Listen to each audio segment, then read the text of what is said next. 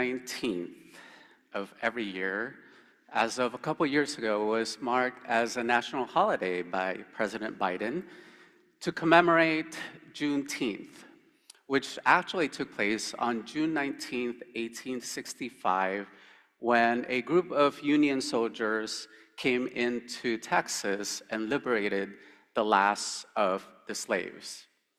However, we know that slavery didn't end then. It didn't start then either. And the oppression of groups of people just because of the color of the skin did not start nor end with Juneteenth Day.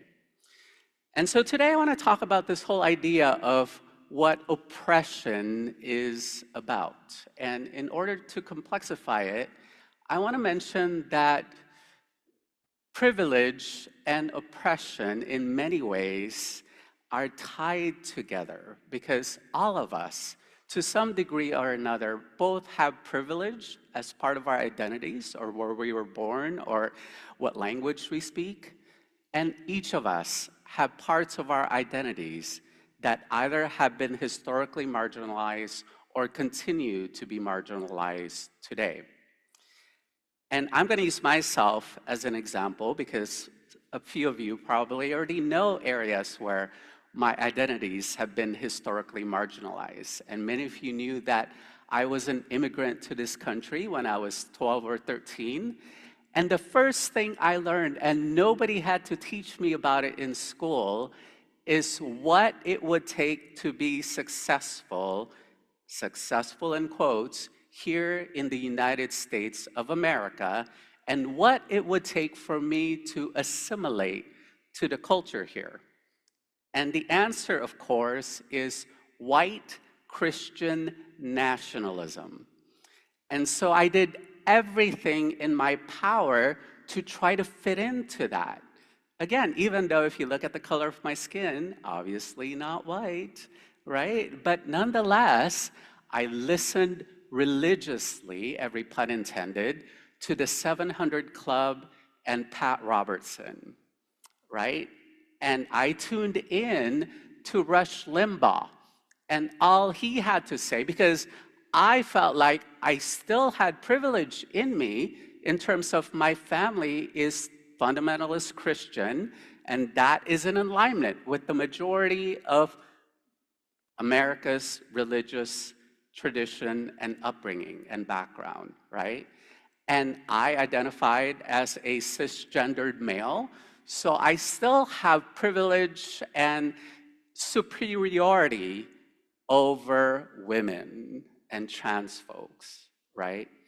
So with that privilege, I thought, I am gonna go sign up and enroll at UC Santa Cruz as a women's study major because I want to set these feminazis straight and convert them to the right way of thinking, right? According to the gospel of Rush Limbaugh. So I did that, but shy old me, you know, and introverted me, of course, didn't speak up in classes because I was too embarrassed. And not to mention the fact that I was surrounded by a bunch of liberals, so they're gonna probably, you know, burn me at the stake for my conservative beliefs, right?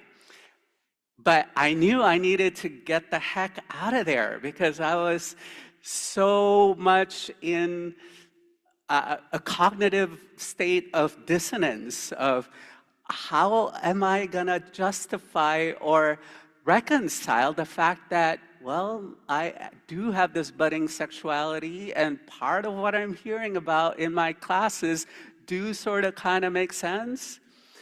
But I transferred out of there as quickly as possible and I went to UC Santa Barbara instead for the next 2 years. And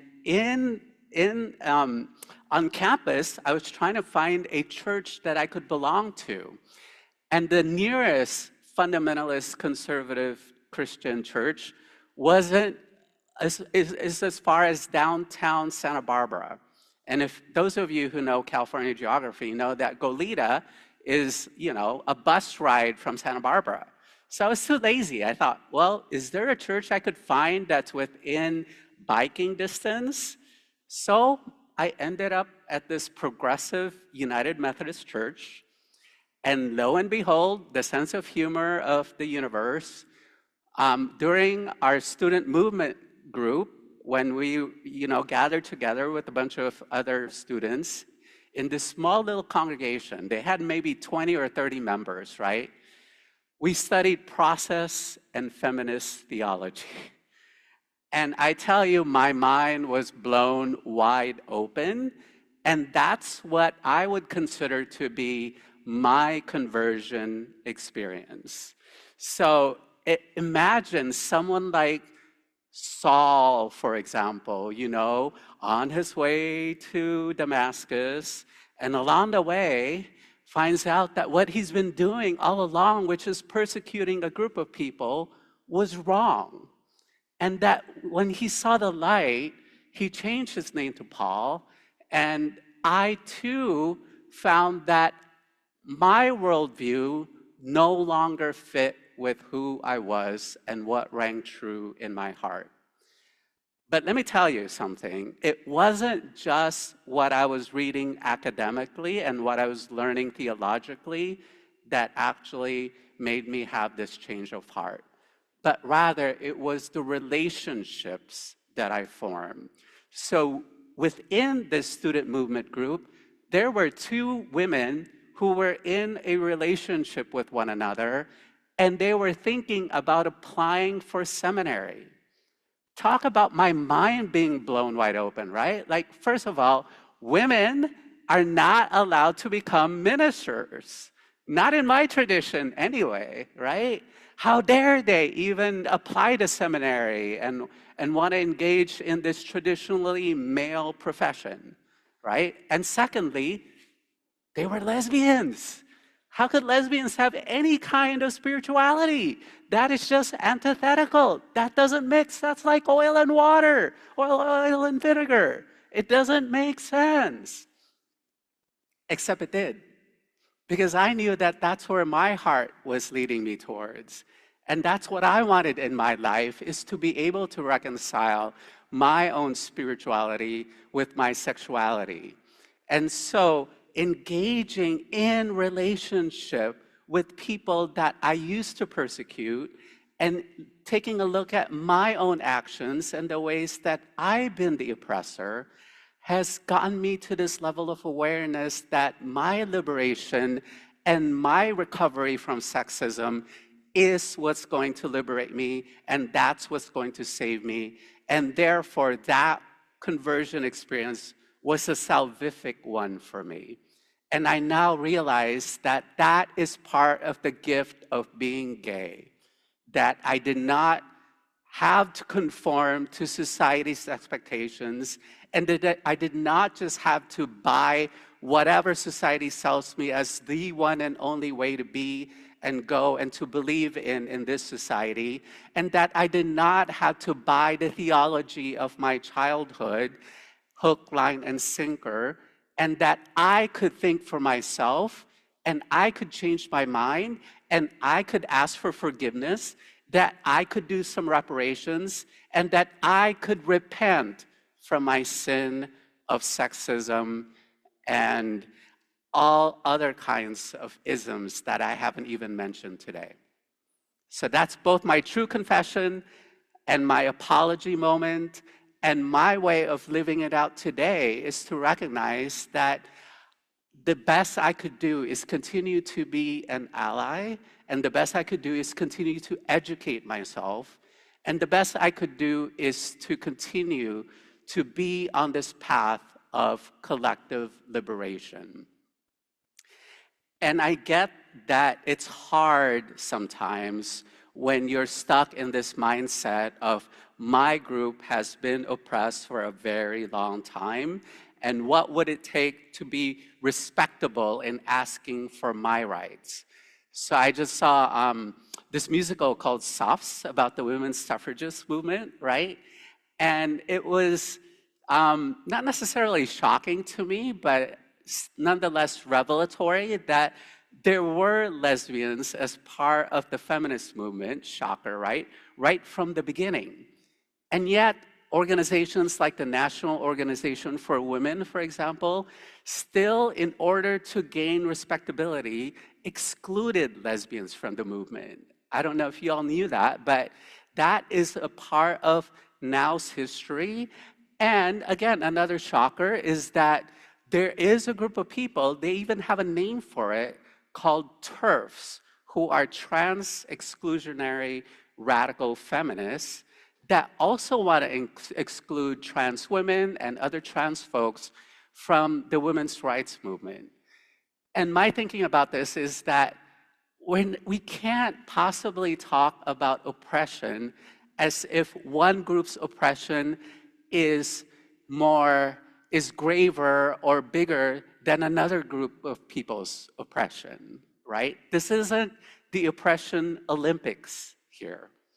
But rather, how can we view this as an intersectionality kind of moment and take a look at it from an intersection of oppressions perspective? Again, that your liberation is solely tied to my liberation, and what liberates one liberates all. Because after all, isn't the source of oppression all going back to the same place? Isn't patriarchy, isn't white supremacy culture, isn't anti-Semitism or Islamophobia, all these other isms, aren't they all tied together from this sense of one group's superiority over another's, or the sense of disconnection in our relationship to one another? So isn't the solution supposedly just as simple? Right? As what Dr. King said of injustice anywhere is a threat to justice everywhere. And that none of us are free until all of us are free. Or it could be encapsulated so beautifully by Dr. Lila Watson, a Gangulu Aboriginal Australian woman who says that if you have come to help me, you are wasting your time. But if you have come because your liberation is bound up in mine, then we can work together. Isn't it beautiful? And isn't that a great way of deconstructing what it means to engage in this collective liberation work from a paternalistic or a white savior kind of way, or even a perspective of, let me help you because poor you, you've been victimized forever and ever, but rather comes at it from a perspective of, why am I helping you? And while I'm helping you, am I not helping myself as well? And am I not helping my neighbor next to me, no matter what sorts of privilege or oppression they may be experiencing? So for me, this ethos, this way of being, is as good a definition as any for what perhaps collective liberation means. Because that is actually a rhetorical question, or maybe even a literal question. The title of today's sermon, right? What does collective liberation mean? I'm not going to give you an answer for that. Because again, the theological underpinning of it perhaps could also come from this whole Buddhist notion that none of us reaches nirvana until all of us reaches nirvana. Meaning that, yes, we all have the Buddha nature within us, we are all bodhisattvas to be, but unless all of us awaken to that nature, none of us will reach this endless cycle of birth and death and rebirth. So it has to be about all of us working together. Therefore, I want to just leave you with two simple parts of the process of how we could achieve collective liberation. This doesn't need to be as more complicated than it is. The first is to ask the question, what does liberation mean to you? Especially those who are part of a historically marginalized community, right? And the second part of that question is, I'm not going to just ask you this question because I need an intellectually stimulating exercise to engage with, or that this activity will not be just an academic one, but rather, what can I do? What action steps are necessary in order to bring about collective liberation? On Juneteenth, I invite us to take a look at history and not just see the 200 or 2,000, I should say, Union soldiers who marched into Galveston Bay, Texas, to liberate the 250,000 mostly African American slaves. But the liberation actually went both ways. It was the liberation of those enslaved people that made this union we call the United States of America a little bit more perfect and whole. That it was their liberation that continues to liberate our minds and hearts here today. So they liberated us while we're liberating others, and together we can work for collective liberation. Who's with me? All right. Let's get an amen to that. Thank you. Well, good morning, everyone. I am Zach, and I am here with Reverend Jonipher. We are both on staff here at the Fourth Universalist Society in the city of New York. I got that right, I think. I got that wrong last time. And I was told, if you gotta you did, get that right. Notice. Okay, good. And must not have been with me, right? Right, nope. All right, and so we are here with the great, amazing Reverend Jonipher, who is our interim minister and who doesn't have a lot of time left with us, so I'm a little sad. I'm a lot sad, actually, so just so you know. But do you want to say a couple things about where you might be going? What you might be doing? I am the contract to call minister at the First Unitarian Congregation of Toronto in Canada. So I'll be doing this big move beginning the end of July, and then I'll be officially beginning there August 6th. Okay, well, good luck. Thank you. Good luck in Canada. I hear it gets really cold up there. So I'm married to a Canadian. I've been there. Which is why I spent this year in New York That's trying right. to acclimate myself and getting there. Although I must say it's been fairly temperate this year here in New York. I don't know. You've been here over a year, right? Yep. So yep. I bet it was even colder in Vermont. Oh my gosh, Vermont was like the Arctic Circle. Oh my gosh. Just saying. Yeah. All right. So this morning, you gave a great message on collective liberation.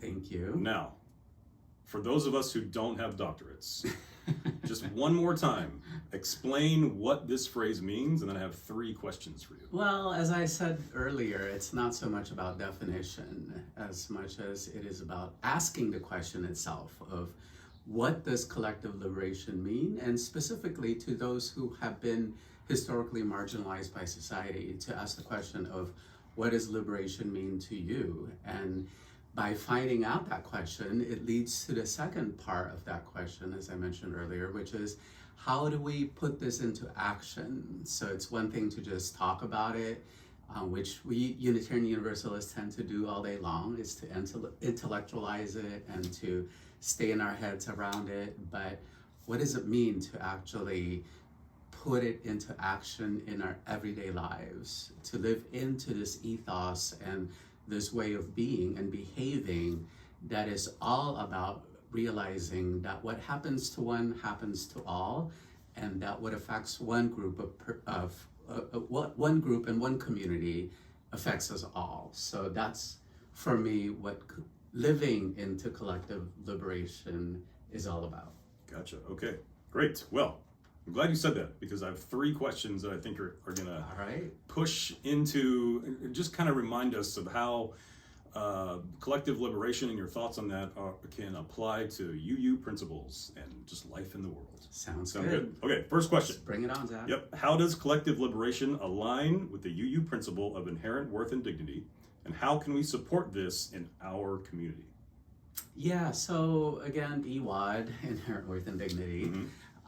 is about recognizing that each of us have intrinsic value and each of us matter, and to use Quaker theology and layer that upon UU theology, Quakers believe that each of us has the divine light in each of us, within us, right? And when we snuff out that light by murdering someone senselessly, for example, not that there's a sensible way to murder someone, but that snuffs out the light and the world is bereft of that light and it becomes just that much darker. And so by not recognizing each of our inherent worth and dignity, by diminishing and by superiorizing one group, is that a word? I think so. Superiorizing? We can make it a word. It's quite a mouthful, but making one group superior to another, that actually is antithetical to our first principle around inherent worth and dignity. Okay. All right, that's a very good answer to a question I didn't tell you was coming. Not bad. All right, how about this question? That's the second question. All right, yes. Second question. And of course, you talked about this in your sermon, but I want to make sure that we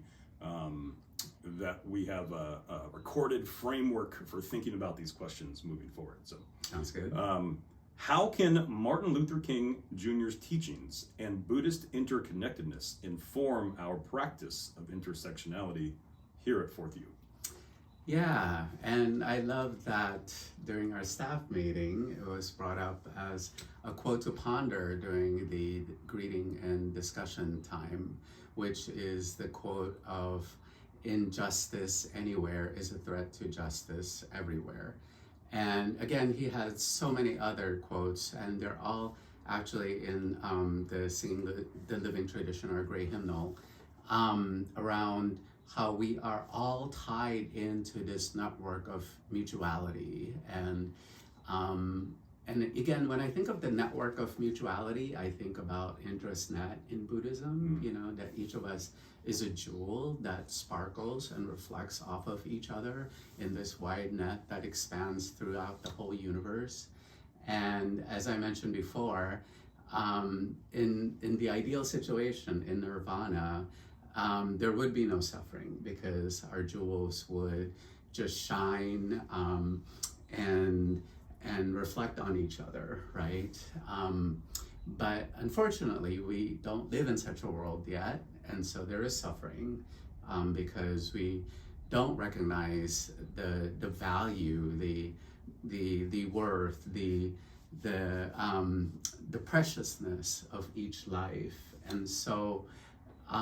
That network of mutuality has been diminished, and the way to bring it back in again is to come to the realization, because nirvana, or enlightenment, I should say, is all about awakening to that idea that each of us are bodhisattvas, each of us are Buddhist to be, each of us in Christianity has the Christ-like nature. And so how do we recognize that, and how do we weave the tapestry of mutuality back together again? I think that's the goal. I don't know if it's achievable in my lifetime. It certainly wasn't achievable in Dr. King's lifetime, which was taken from us all too early, right? I could only imagine what would have happened if he had lived. But again, that net was broken, and so it somehow needs to be fixed, and the way to fix it is to once more awaken to this notion that we are all in this together, that none of us are free until all of us are free. Great, awesome. Wow, it's like you thought about this a lot. You have some excellent answers to these questions. Man, okay, and I really wanted to, when you start talking about Indra's net, I want to talk about process theology, but I'm going to stay on topic. Oh my I'm going to stay on topic. That's for a topic for another day. So Indra's All right, third question, final question. Yes. What practical steps can we take here at Fourth U to ensure our work towards collective liberation is inclusive and addresses intersecting oppressions? Yeah, it's great that you bring this up because during the service, the worship associate usually begins by acknowledging that we live in the ancestral land of the Munsee Lenape people and that our work is towards collective liberation. So, what does it mean to say that? For me, it means how do we find out more about who the Munsee Lenape people are, right? And how do we be in relationship? Because they're some of their descendants, unfortunately not many at this point, are still alive today. So how can we be in relationship and hear their stories about their ancestors and what brings them joy, perhaps, and how we could perhaps even break bread together or figure out ways of supporting one another. And you know, many of our congregations these days are even struggling with this whole question of reparation, especially if they own their building. I'm not saying that, you know, Fourth U sells the building and gives it back to the Munsee Lenape people. But again, what are some ways of partnership so that we could ask those questions of what would bring you, the Munsee Lenape people, liberation at this point in your community's life, right? And because when we do that, we also bring liberation to Fourth U and our members' ways of thinking and being and of occupying space in this whole movement for collective liberation. And, you know, I think the other part is to start again, because at some point this congregation had a thriving Black, Indigenous, people of color affinity group, for example, and part of the justice work included immigration and racial justice. So how could this congregation engage in the work again for collective liberation? So I think there's plenty of opportunities, and I'm so excited that you know, hopefully each team will begin thinking about this so that the work doesn't become siloed. I know, like at this point, that the democracy team, for example, has been doing a lot of postcarding work, and they target communities. Sorry, that's a very violent language there. They focus on communities that are predominantly Black and brown, right? And to empower them to vote this very crucial election cycle, to vote their values. I'm not going to talk about specific candidates or anything, but to just say that their vote does matter. So even within the democracy team, and I mentioned, you know, the worship associates, encouraging them to think about that with the worship team. So with religious education, how could we have all these opportunities and weave it into everything that we do? Because the more we do that, the more whole we get, and the more, again, we're able to live into our interdependence with one another. I love that. I'm inspired as the director of RE here to make this happen, right? To remember this interconnected, interwoven way of being that we can do it Fourth U. We can, and you know, again, process theology. It all begins with relationships, right? Again, it doesn't begin up here, but in here and through here. Yep. So this is how we revolutionize our world, and this is how we, you know, live into our faith. Great. Well, thank you so much, Reverend Jonipher. I'm going to be thinking about this phrase, collective liberation, for the entire week and maybe even the next week. All right. And beyond next week. And beyond next week. That's right. Thank you, Zach, Thank you for so your much. very interesting and thought-provoking questions. Great. I really appreciate it. All right. And we'll see you next week on Getting the Message.